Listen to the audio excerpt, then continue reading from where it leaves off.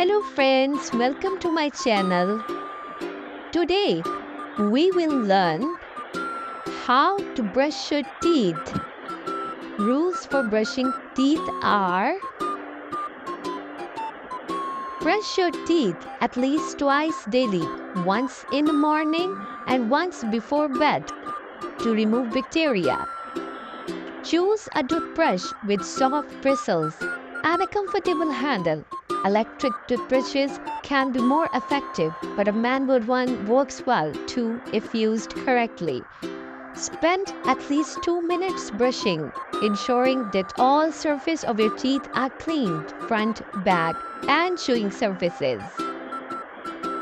Change your toothbrush or brush head every 3 to 4 months. After brushing, spit out excess toothpaste but avoid rinsing with water immediately. This allows the fluoride in the toothpaste to stay on your teeth longer. Keep your toothbrush upright and in the open air to allow it to dry. Avoid covering it or keeping it in a closed container, as this can encourage bacteria growth. Thank you for watching. Also subscribe my channel.